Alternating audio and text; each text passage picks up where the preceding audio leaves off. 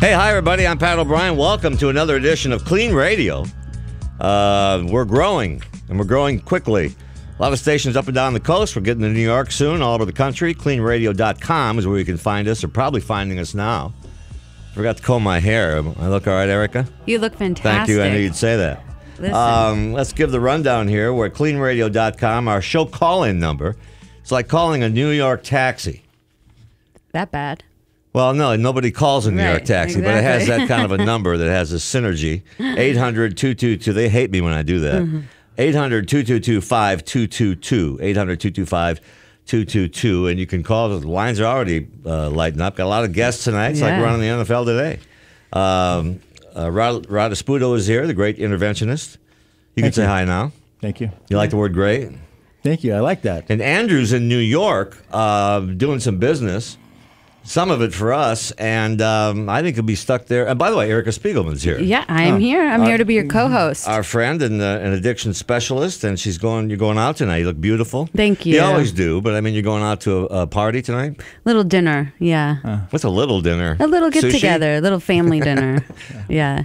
No, it's Sunday night. It's beautiful here in Los Angeles. It's like a summer day, basically. So extend the day as long as possible. And Erica actually is part of the team at KLEANradio.com and the KLEAN Centers, and we love her. So Andrew is in New York. He probably won't get out till Thursday because of the big storm there. And a lot of people drink during these storms, man. I was there when I was still drinking 7, 8, 9 years ago for the 25-inch one. Yeah. I don't think I've ever been so hammered in my life. You can't go. I mean, it's freezing outside. What are you supposed to do? You get stuck in a bar. I know, exactly. That's the excuse. Well, and everybody, it's normalized. Everybody's sitting in the bars and restaurants and hanging out, and it's kind of fun if you don't have a problem with it. There's something about being jailed up in a big storm that, to a lot of people, alcoholics anyway. We're not talking about any of the regular people. Go have fun. Yeah. But there's something about it. It's another excuse to drink. Of course, it's another excuse. Yeah, any excuse you give somebody with a dependency for alcohol, they'll take it. So justification. It is justification, and it's hard. I lived in New York for almost 3 years, and it's also something that. It's a meeting place. I mean, everyone goes out after work and happy hour. And Los Angeles is a little bit different because everything's so spread out. Our world doesn't revolve around bars and restaurants. Or taxis. Right.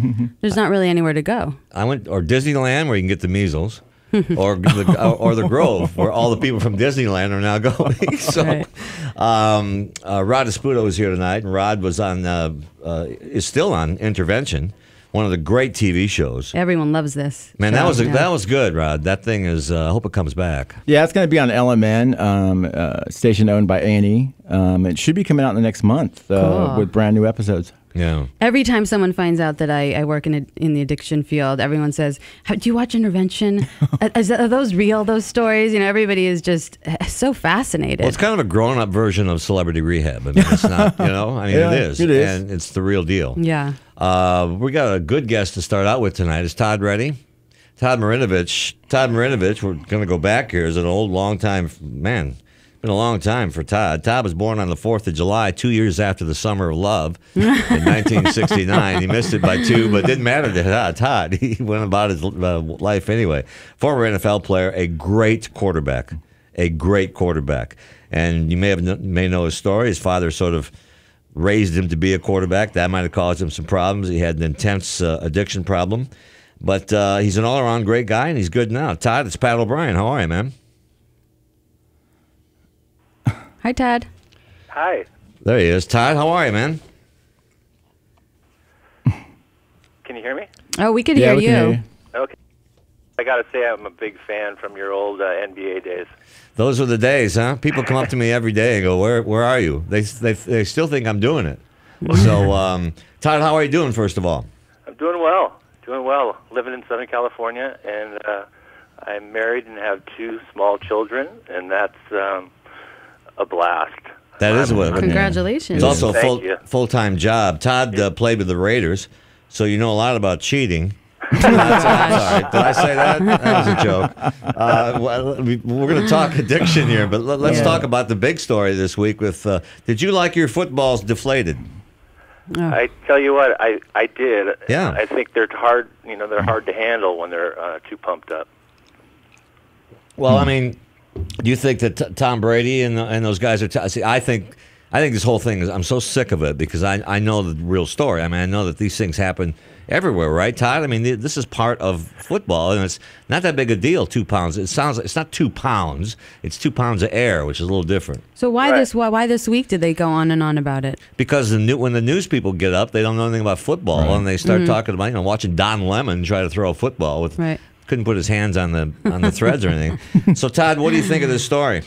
Well, I think both teams were using the same balls, so it should be a non-issue. Mm-hmm. Well, yeah, and also the balls were taken out in the second half, and the Patriots scored another 28 points.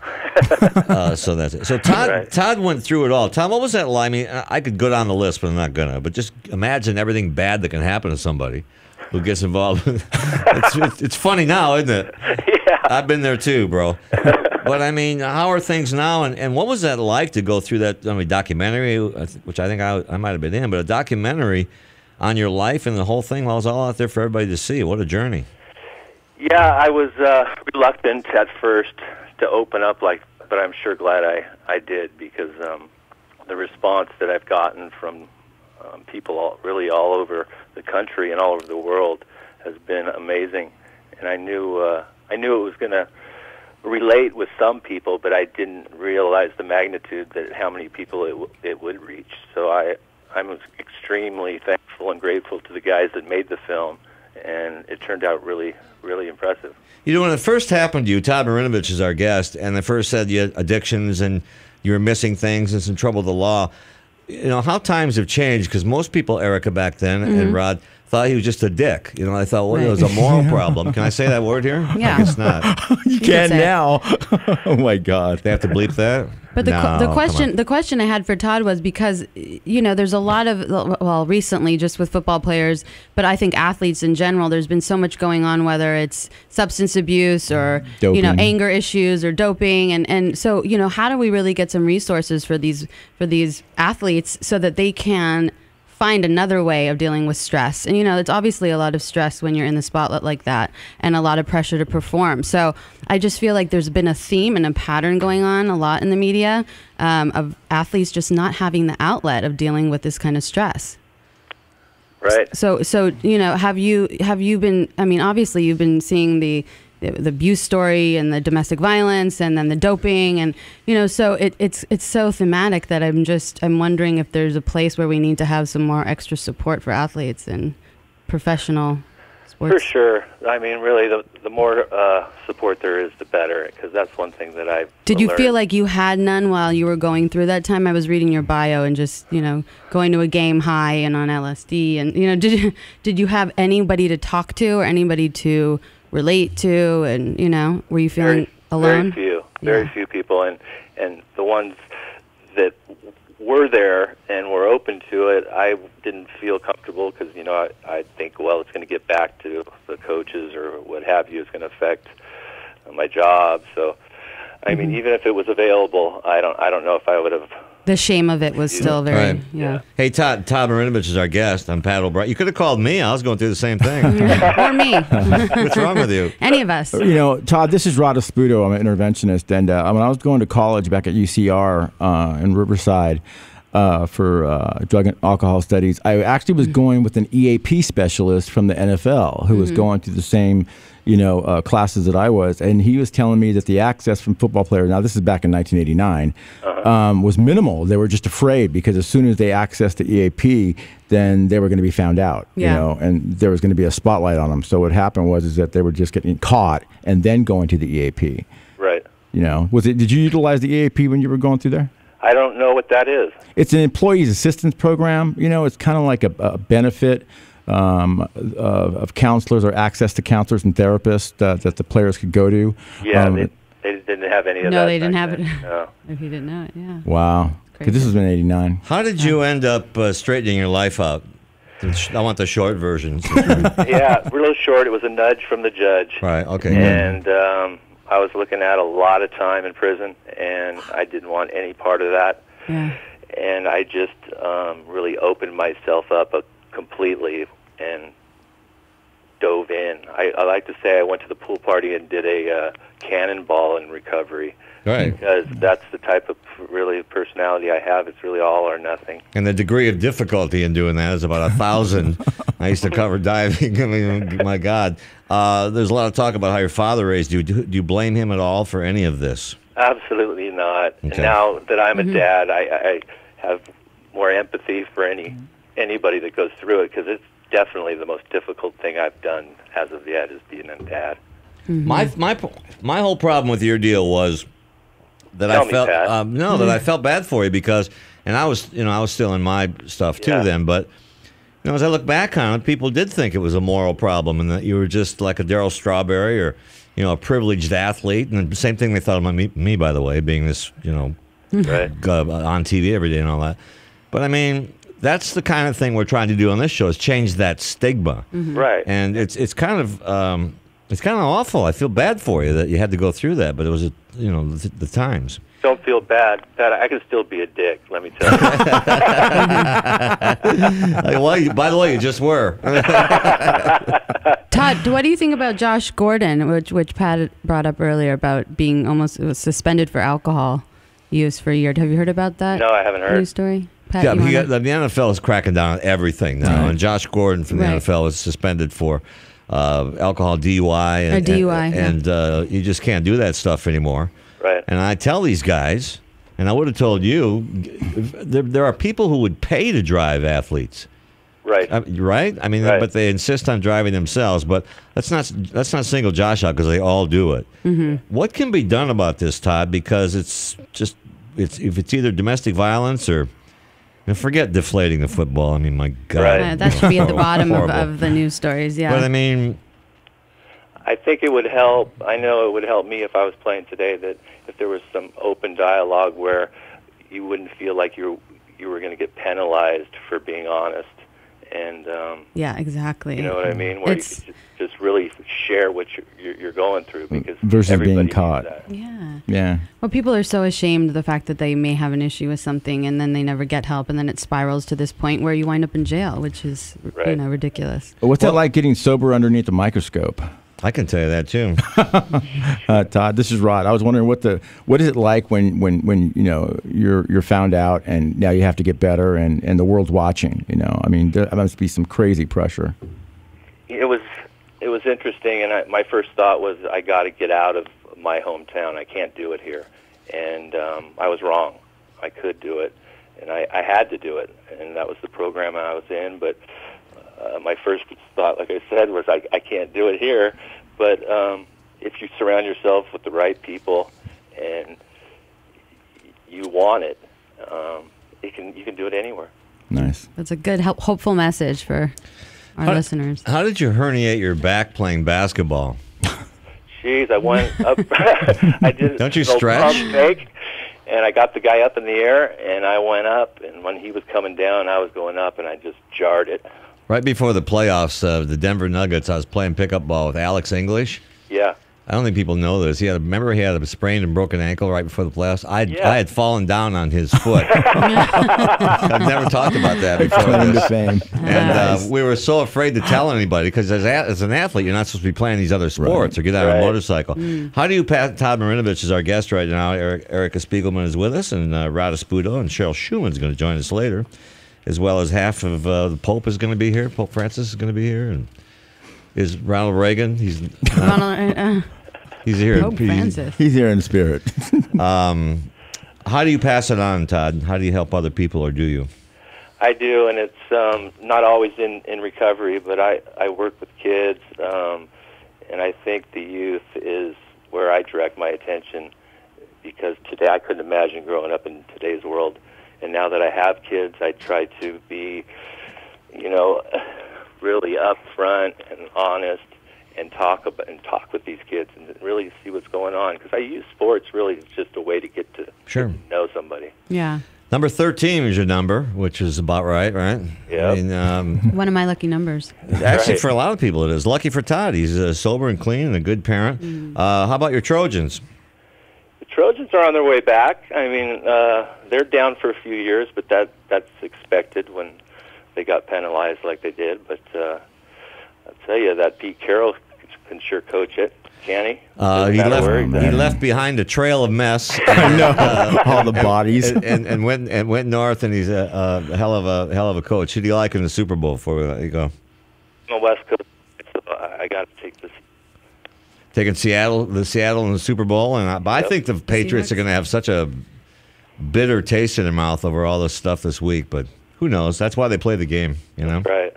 Hey Todd, I love you. You're great, and I think you've traveled through this like a warrior, and I'm proud of you. And we'll talk down the line, okay? Right on. I appreciate it, and thanks for coming on. Thanks for calling in. Yeah, there you go. It's Todd Marinovich. Man, he went through it. I mean, he was a quarterback at USC, and then all hell broke loose. And of course, his father, they say, kind of bred's the wrong word, but raised him to be this athlete. Pushed and pushed and pushed and pushed and pushed.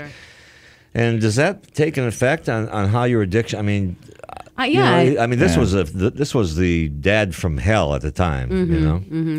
I think parents absolutely, what they mirror is also what the child, the energy the child takes on, and he obviously was feeling like he had to be perfect, and that is a lot of pressure to live up to something like that. Erica Spiegelman's with us. She works at KLEAN Radio. She's going to a party. I was invited, which is, I don't know. That's I don't know.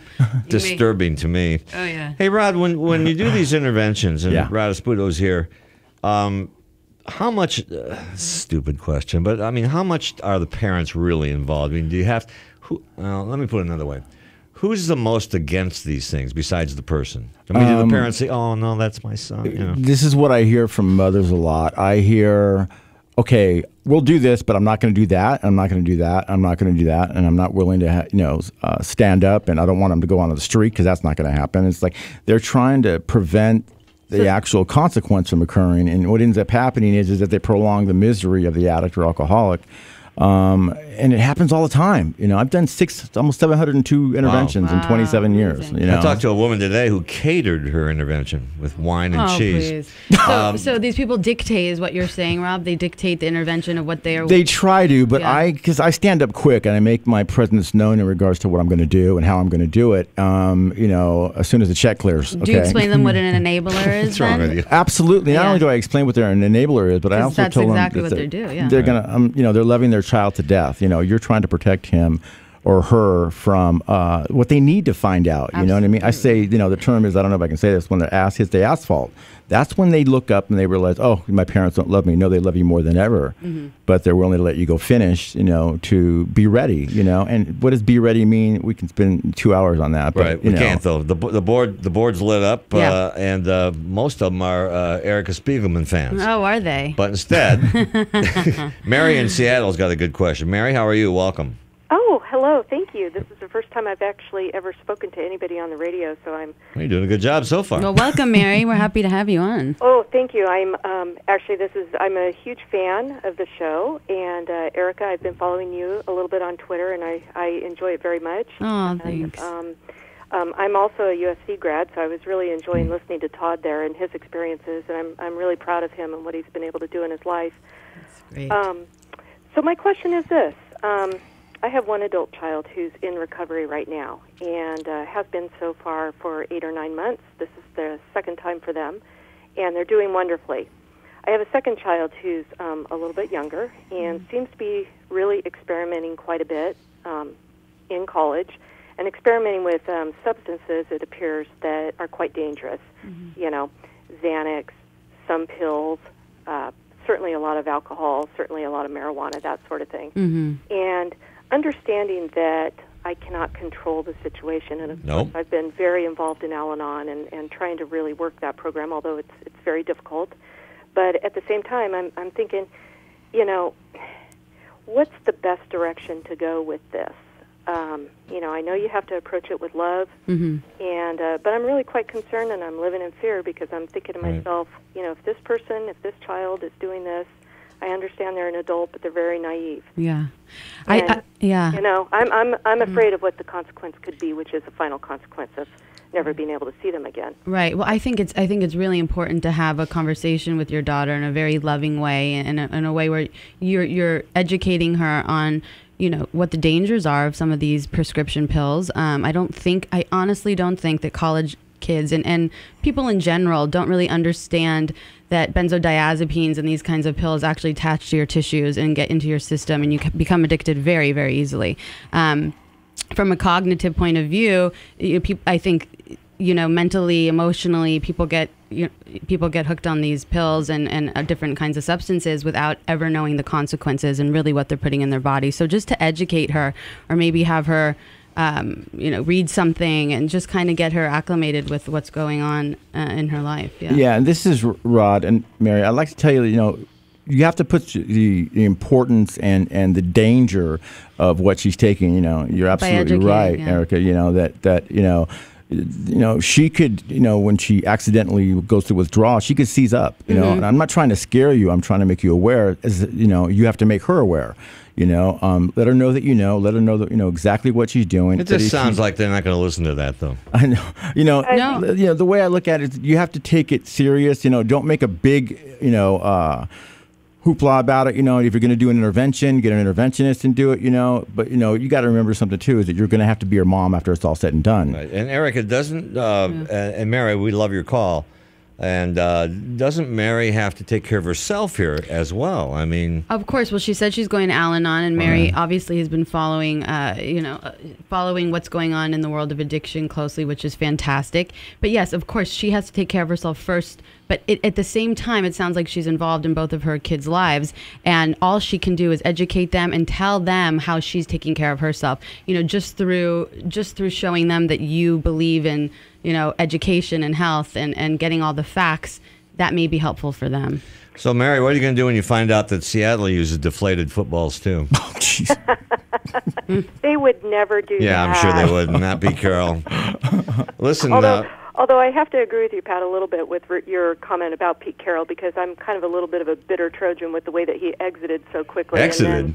And then he drove the getaway car, exited. You're right, exactly. Believe me, I follow that. Everybody wants to know, don't you love Pete Carroll in Seattle? And I'm thinking, don't ask me that question.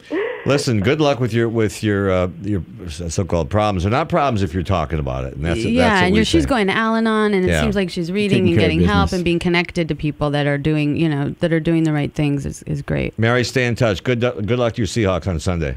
Thank you very much, and thanks for all you do. Mary, it was great to talk to you. You too. Take care. There she goes. And that's a common problem when I was promoting my book around the country. Mm-hmm. By the way, it's called I'll Be Back Right After This. Great title. But, I did find, Rod, a lot of people that came up, what do I do? I'm a parent. I'm watching my kid die, or I think he's going to, or I'm afraid to answer my phone, and it's I found some pills, or I found a vodka bottle, or I'm missing some pills, or what does that mean, or how bad are they, and all these things are really hard to gauge. But individually, first we need to educate people. People don't understand, like Rod was saying, if you're taking prescription pills and you just stop, it's very dangerous. I have clients that come in and they're in shock that they were actually that sick. Well, my sister is gravely ill right now, and she's 74, and they've got her all on pain, Norcos and everything. And I was trying to tell her today, you got to watch this. And she goes, well, the pain just keeps getting worse, and I don't know what to do. I just had this conversation with a client, and that is that, you have to find a solution for the pain, not a mask. If you're going to, play the mask game, I only respect that with people that are terminal. Mm-hmm. People that are terminal, you do whatever you got to do to feel as comfortable as you can till the end. People that are not terminal, then find a solution with the pain. If it's a surgery, if it's physical therapy, but it's got to be something other than putting a pill in your mouth. Absolutely, and or that as well too. And through cognitive behavior and all that kind of stuff, you can learn that pain is kind of not your friend, but something that you're living with. Right, exactly. We'll be back in a little bit. Good first half an hour there, and thank you again, Todd Marinovich, for coming on. Rod Espudo's here. Cheryl Shuman's coming up in a little bit. Great. And, of course, Erica Spiegelman, who apparently has a fan club all over the world. I'll be here. I'm Pat O'Brien. I'll be back in a minute.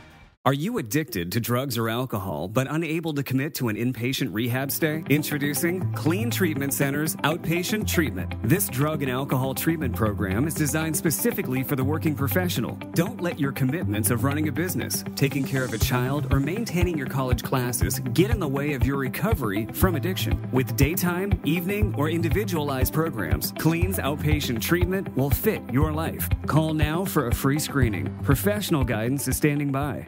Hi, everybody. I'm Pat O'Brien. Hello, YouTube. Thanks for joining the KLEAN Radio channel. Be sure to subscribe and get weekly episodes and clips. And comment, like or dislike, whatever. Be nice. We respond to everything. Welcome back. Pat O'Brien here along with Erica Spiegelman. Andrew Spanzik will be back. Next week we're not on because of the Super Bowl. There'll still be a show on. We won't be here. But Andrew should be back by his wedding, which is the following weekend. But he's in New York where they had a big storm coming in, and if you're in the Eastern Coast area, or I think it's traditionally called East Coast area, keep bundled up. I got a house in Nantucket. I wonder how under the snow that is, because they're tough out there. It was snowing in Central Park today like crazy. There's going to be like 3 feet of snow. In the east. So I hope you're all safe. Yeah. By the way, we have for those of you and people call in, but for those of you who want help or need advice or whatever, we have a 24-hour, 24/7, as we like to say. Yeah. 888-601-6040. That's our KLEAN centers. 888-601-6040. I was over at the KLEAN Center here in Hollywood the other day. What a beautiful rehabs, man. It is. And we really do want to help people to help people, either families, mothers, fathers, sons, husbands, wives. We really want to be there for people to give them answers, give them hope, give them suggestions, tools of how they could move forward in their lives and deal with maybe family members that are dealing with addiction or dependency or whatever that is. So we do have wonderful people standing by, and we'd like to answer any questions tonight too, right, Pat? Yeah, and we're not just shilling here. It's easy once you make the call. Mm-hmm. Look, if I can get sober, anybody can. And I had a long history, and I had to do it in public too. But you needed tools, right? I mean, I needed tools when I got sober. I have had 2 lives. The first life went really well. I did great, but I had a different toolbox. Right. This life, I have a different toolbox, and I'm not a tourist in my own life anymore. Yeah. Nice. I like that. Yeah, thanks. I thought you would. Joining us now is our interim social media director. Interim. How you doing, Pat? Hello, buddy. All right. Hey, good. How are you? I'm good. How are you? You looking good tonight? Oh, thank you, sir. You as well. What do you got tonight? All right. Well, this is what's happening on Facebook.com, KLEAN Radio, and Twitter.com/KLEAN Radio. Stacy is asking, Pat, how did the friends that you used to party with react to you getting sober? Were they supportive, or did they shun you because you were doing something different? They didn't. Well, when I partied, it was all my stuff. I didn't share it with anybody else. Me neither. But I was an isolationist, and I drank alone. But no, the thing about me, Erica, was that nobody. I mean, I was on TV every day, hair and makeup, and I was out of my mind. But nobody ever said, you better take care of yourself. All they ever said was make sure the show stays on the air. People were tiptoeing around you. They probably didn't want to piss you off. Wow. And rub you the wrong way. It didn't take long to get into HR, but that always got out of there with a check. Yeah. Once Sean Robinson got done with me. It seems also like, and I'm not saying this just for you, but we manipulate when we are dealing with an issue that we don't want to. Yeah, and I was good at it. But I'm I mean, sure. the point is, and Rod, you find this a lot too? Absolutely. That people don't come up and say, Pat, you had a problem. Not one person. You know what? And the thing is that you probably thought you hit it so well, and everybody knew. But I've worked with over 200 celebrities in 27 years, and they're a commodity. You're a commodity. You're no longer a person. You're a commodity, and as long as you're doing what they need you to do, you're okay. When I went down and finally died, almost died. Am I alive? Am I okay here? Yeah. I didn't die. No, you're here. All they could say to me was, save the show. They didn't say save Pat. Right. What else, buddy? Does that make you? But that probably made you feel abandoned a little bit and a little bit hurt, right? Let's get deep. I don't think I knew the 5 seconds. difference then. I mean, I don't think I. Well, in retrospect. All right. Well, this is a heavy one. I just talked to Miguel tonight, and this is what he confided in me about here on our social media website. He says he's been smoking heroin. I've been smoking heroin for 10 years. I've made the decision to stop. I'm currently living in my truck and starting to withdraw. I'm working with a doctor that will put me on Suboxone taper after I test clean. How long should I be on Suboxone? Is there inpatient treatment available to me? I have Medi-Cal only and no money. So no such thing as Suboxone taper. Yeah. It's hard to get off that too. Yeah, go ahead. Yeah, I think we should give him our 1-800 number, and we can absolutely if Miguel's listening, or we can somehow get back to him. 888-601-6040. If you can get him back on the line and have him call. That's probably right now. But go Absolutely. I would I'll give him the number. urge for him sure. to call. We'll find a solution to that. Medi-Cal, we could find some kind of inpatient treatment, but he needs Great. inpatient for sure. Yeah. He needs to be in a safe environment and out of his car. Yeah. And obviously needs to get some help right now. Yeah, and he needs to be monitored in a secure environment with that Suboxone. He shouldn't be left with his own pill bottle to take care of it. That's He why needs to be in an inpatient. Let's inpatient explain what program someplace. Suboxone. Agreed. Explain what Suboxone is supposed to do. They said that about methadone in '64. So true. I have my opinions, and my opinion is it's a tool, but you got to put it down so you can still build. With other tools, it can't be. People stay on Suboxone maintenance for months It's so and kind. months, and you know what? They're nodding out. They're still acting like they're as if. Yeah. Still affects your brain. It's an opiate in your body. correct. It's Yeah, not a crutch. absolutely. It's a wheelchair. I mean, Absolutely. Yes, exactly. Anything else, buddy? Yes. Okay. So, Greg, Pat, I've been clean for 7 years. I'm recently married. We have a baby boy. My wife has never seen me loaded and doesn't like it when I go to meetings. She becomes jealous. She doesn't believe I was a heroin addict. What should I do? I haven't been to a meeting in 6 months. So No, that's wrong. Because of a controlling wife? Not good. she just doesn't understand.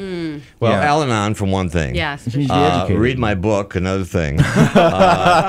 But that's sad. Actually, Yeah. I mean, you got to if you're a family. He has kids, He does, baby boy. baby boy. I mean, Yeah. man, you got to rally around that kid. I would And- I would go to therapy as a couple. I mean, Yeah. she needs Yeah. to understand that this is serious to him, and that this is life or death, and this is something where she should maybe support him, and maybe take her to a meeting with She him. should be holding a Yeah. parade for him every day, right? Most heroin addicts are like they're using it as a full contact sport. You know what I Yeah, mean? yeah, And they yeah. need to be respected in regards to his sobriety. And what does she need to see in order to believe that he? Well, she's needs in to go to denial. meetings? She's Exactly. in denial. She needs to go with him to a Yep. meeting.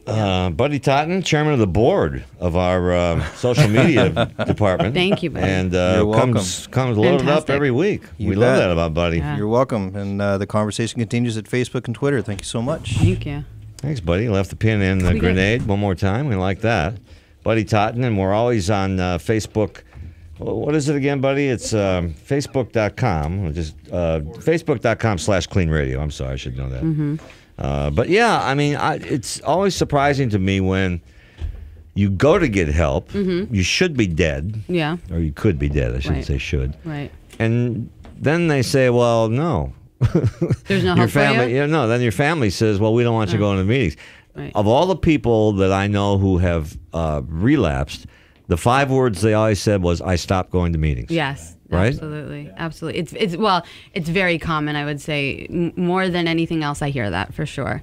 But it's really hard when the family, again, is not educated, or the family is resistant to it for whatever reason. They have their own stigma about it. Well, that's the problem, right, Rod? The Yeah. stigma of... It's the stigma of addiction. They don't want their son, God forbid, or daughter, God forbid, to be an addict or an I've alcoholic. heard that so many times in the last maybe Not my 10 years. kid. It's Yeah, not bad. my kid, and not Yeah, our family. He doesn't have to go to those meetings, does he? Right, Well, right. if you want him to stay better, you want him to go to those meetings. And We need to and lift that stigma. It's actually kind of pathetic because parents are so closed-minded to the things that work.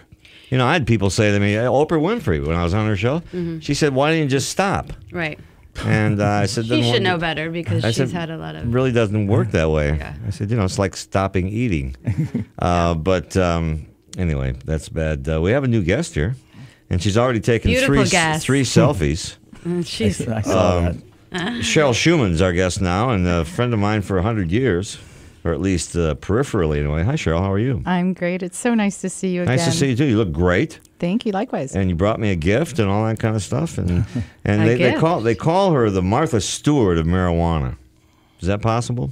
It's possible. Why the New is York Times that? just called me the queen of cannabis. I'm not sure what the latest Well, they thing love is. alliteration over there at the New York Times. Tell me what you're doing now, because you are kind of the, queen. You're out there. Yes. Well, I come from the corporate world, and I'm basically credited with heading up the movement and corporatizing it and turning it into a business. The marijuana industry is currently a $47 billion annual business, and I'm a cancer survivor who came from the mainstream world, and this worked for me in a medicinal way, and I decided to look into it from a business aspect. So I work in media and develop products. And you and I and Erica were talking in the green room. Is that room? I'm colorblind. Is that room actually green? It's blue, I think. Okay. But we took some suspect pictures in there, and they're on the.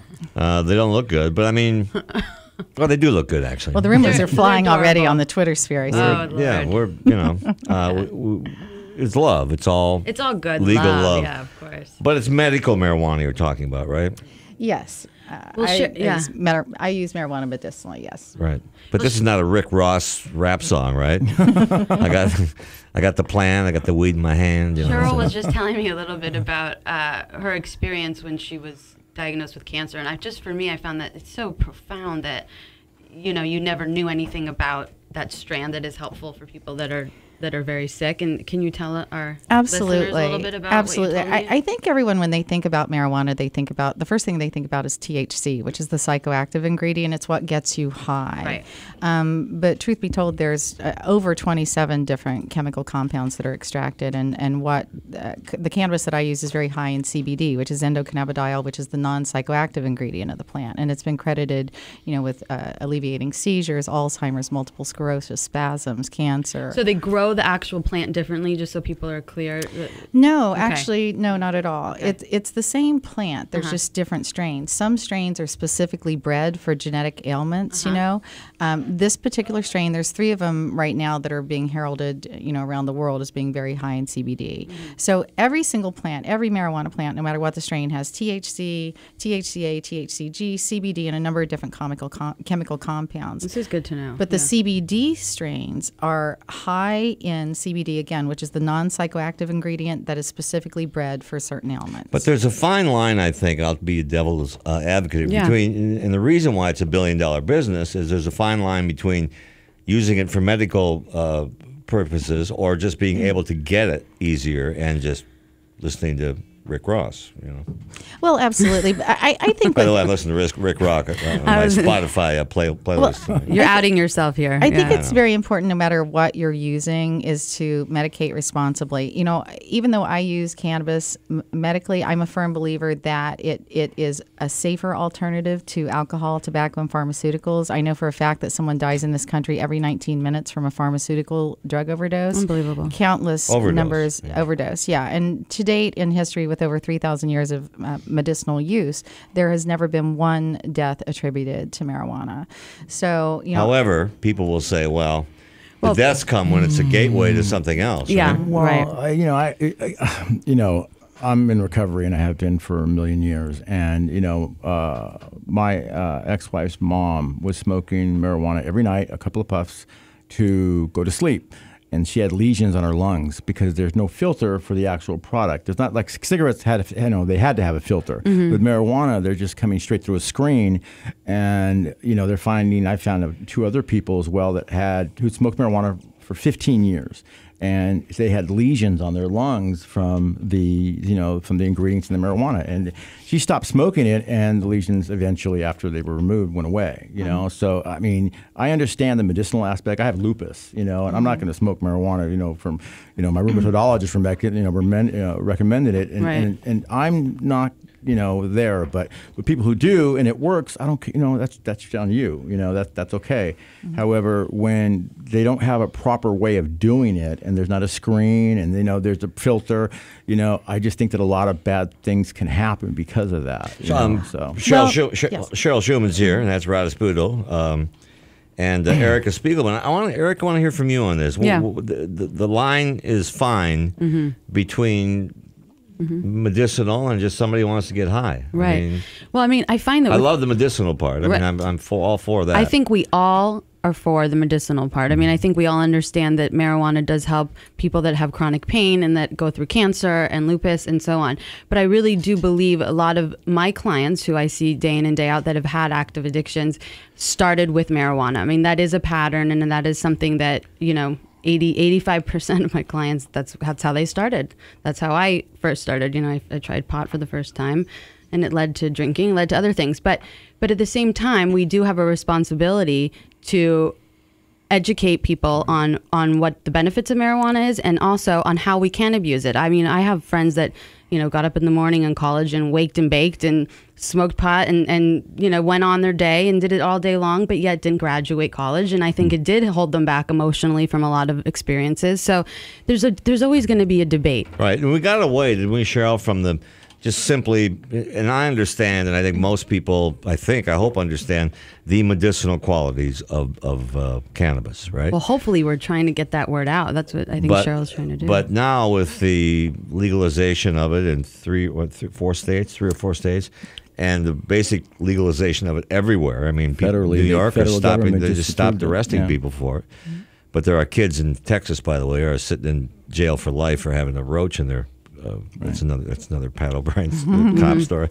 But I mean, how do you separate and not glorify it, glamorize it? That's what I'm saying. Well, I think you have to educate. You have all the little, lemonade flavors and the candies, and they have a bunch of stuff. Well, a couple of things I wanted to address on smoking issue. I actually am a big promoter of vaporizing cannabis. That way, you're only releasing the pure medicinal parts. One of those. A vaporizer basically heats the cannabis up to 374 degrees, and it only releases the medicinal aspect. It doesn't combust or burn the plant matter. Okay. And also, what's happened? There's so much evolution in the cannabis extraction process. There's some amazing CO2 critical extraction processes where, again, it's just the pure medicine. Mm-hmm. So there is a healthier way to consume for your loved ones who want to do that. And getting back to the recreational versus the medicals. Mm-hmm. The interesting thing about the marijuana industry itself, it's actually at war with itself. You have the medicals against the recreationals because a lot of the recreationals feel it should be legal as a safer intoxicant, if you will, as an alternative to alcohol and pharmaceuticals or other recreational drugs. Mm-hmm. I'm a firm believer that, number one, I believe that if someone has an addictive personality, they're going to be addicted, whether that gateway entry was marijuana or a cigarette or alcohol or a beer or whatever. I was in Humboldt County doing a documentary on this back in the 70s. Up there were all those great Sensimilla and all that stuff. And I was right in the middle of all that. I've never done so much coke in my life, because I'd take 2 hits of this and I'd say, bring me a couple more 8 balls. I mean, for me, it was a gateway. Well, it's interesting. I tried cannabis for the first time in 1996 for PTSD. Right. And for me, I'm very proud to say to this date, I've never had a cigarette. I don't drink. I've never done cocaine or any kind of other drug. And every pharmaceutical I've taken has been under the strict recommendation and good for you. For my doctor. So I did not have that experience, but I do know people that suffer with addiction. So I'm a firm believer that if someone is prone to addiction, they'll be addicted. It's an individualized journey. I mean, you had actual pain and you had a lot of medical issues going on. It's very different than, somebody who's 13 years old and gets started that way. Is it better? Sorry, Rod. Is it better to take? Well, I'm afraid to ask this question. Is it better to use medicinal marijuana? Who here would know how to answer this, as opposed to like a Norco that has some oh my gosh depression? When you consider the addiction rates of opiates and how many people are dying from opiates, I would say marijuana. Okay, well, don't jump on me. That's a good question. It excites me. Drug, it excites me because I have 5 fractured vertebrae and major chronic pain in my back. Yeah. So for me, I know I was on an intravenous morphine pump for almost 2 years with pain. Wow. Yikes. Yeah, literally. And I just remember just feeling like, oh my God, I don't want to be addicted to this. And for me, I was able to use cannabis to get off of. You're probably more clouded by the morphine. I mean, Pat, it's a good question because so many people out there are given Norcos and not given marijuana as an option. I would 100% say marijuana over Norco. Well, how do you, Cheryl Shuman's our guest, how do you, I'm a big believer in, and that's what we try to do on this show too, is getting the medical community, doctors, involved in this process. And how do we get them, not like we should tell them what to do, but to get on board and tell people who have their liver numbers are up, you're drinking too much, or tell people who have too much pain, I'm not going to give you 100 Norcos or 100 Vicodin. Well, what I would recommend is really look into Israel. Israel's really an international leader on this. I work with Dr. Raphael Meshulam, who's known as one of the top endocannabinoid scientists in the world. And one of the things I love about the University of Jerusalem is they're the only place in the world that can actually do clinical trials to show how marijuana works. So I would urge anyone who has any questions to look up University of Jerusalem, Dr. Raphael Meshulam, and also the Tikkun Olam group, which which is the largest, oldest, most respected medical marijuana dispensary in the world. That's great advice to give people, yeah. And we'll put that on our website, I would assume, Rand. And yeah, Rod. Yeah, I worked recently on a show called Dogs of War with Love the that vets show. with the vets that had suffered from PTSD and TBI. However, some of those guys were adamant about the federal government recently stopped the ban on illegal marijuana, but the VA hospital has been giving marijuana cards out to all the vets with PTSD and TBI. Some of them had some adverse effects because of the paranoia, and I was also a vet with PTSD as well. And I got to ask you, how did the marijuana help with your PTSD? I'm just curious because I had all these vets on the television show that were freaking out. Yeah. Well, I want you to say what PTSD is. Post-traumatic stress disorder. Yeah. Yes, I know, thank you so much for bringing that up, because it's something when we talk about removing the stigma, whether it be removing the stigma from addiction, removing the stigma from marijuana use, whatever it is, I woke up every morning. I still wake up every morning, jolted out of my sleep as if I'm having a heart attack, and it's like Really? From like pain or from PTSD. No, I trauma. dream Or just, and panic, over and over and over, and it truly feels like I'm having a heart attack. And I work with a lot of veterans, and what I'm so excited about is, first of all, that PTSD is recognized as a qualifying condition, because in a lot of states it isn't. Yes. And I work with a lot of veterans who have lost their limbs, who suffer from phantom limb pain, who literally think about killing themselves every single day. And when I look at the fact that these veterans are losing their lives through suicide, one after another at record rates, and I have witnessed, I have worked with veterans who are literally missing their legs, missing their arms, and suffer so much, and I see it instantly help them. Well, that's why we're here. That's one of the reasons. PTSD is a major platform that I work on, and to me, it's about sharing those stories, sharing those testimonials, learning how PTSD has saved those lives, and that's how we transform public opinion. And what we need to do is come out with a face that people will listen and recognize and take heed, and then share that information. And no matter how right-wing you are or you don't believe, someone in your life, whether it be through AIDS or cancer or something, has been touched by this plant, and it's worked. Yeah, I spent a good amount of time at the veterans place over there visiting guys, and it's just sad that they don't have. It just seems like they look at me like, what? They have How a drug, do I get better? They have drug and alcohol counseling Yeah, there. that's what I It's only for 21 days. Those that are out only get 21 days. They need of more inpatient. funding. 28 days is for the people that are active. Good. It's just sad. Yeah. I've been over there. Yeah. Erica, this is for you. And I Yeah. know I interrupt a lot, but I want to get you all on. Yeah. How do we upgrade medical care and care for people who have problems? Let me explain what I'm saying. Because usually I have to explain what I'm saying. There's just the new way of treating people is so violently different than the old way. And you have to get through, and Cheryl, you can weigh in on this too, and Rod too. You have to get past all the stigma, and I'm not giving a guy marijuana. I'm not giving a veteran this, and Right, how do we right. change that? I think there has to be a dialogue, and people have to be more open-minded and open-hearted to different forms of therapy, different forms of healing. There is not just one way anymore. There's exactly. There's hypnotherapy, EMDR. There's meditation. There's so much out there, and we have to be open-minded, because what's going to work for me may not work for you. And we need to collect as many tools as possible, and we need to learn as much as possible and read articles and be open-minded. The University of Jerusalem is doing such wonderful things, but no one in this country is listening to them quite yet. So it's about putting the information in front of people and having them do the research, and then they can assess what they want after that, but at least give them the information. At least options. Yeah, rather the than option. one road, there must be multiple roads to healing. And there's multiple roads to recovery too. What worked for me to get sober was different than probably what worked for Pat, that worked for Andrew, that worked for you. So, I think all of us have to really appreciate the fact that, number one, there's hope for everybody. Number two, there's many ways to Mecca. Yeah, so this needs to be the discussion. Yeah. By the way, our number is, there's a 24/7 number, our clean centers, and they're good. 888-601-6040, 888-601-6040. Cheryl?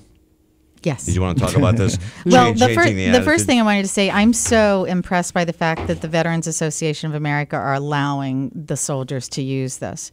And I know for a fact that it's saved a number of lives. So I'm so thrilled about that. And I think that's a real positive move forward. So like for me, I see the media as really being the key ingredient to getting out there and educating. We can reach more people through programs like this. Yeah, but they're not. Every time somebody, it just really, unfortunately, I have all their text numbers. So when these people get on and they go, so-and-so was caught killing somebody, and he was suspected of smoking marijuana, you know, and, you know, a former drug addict.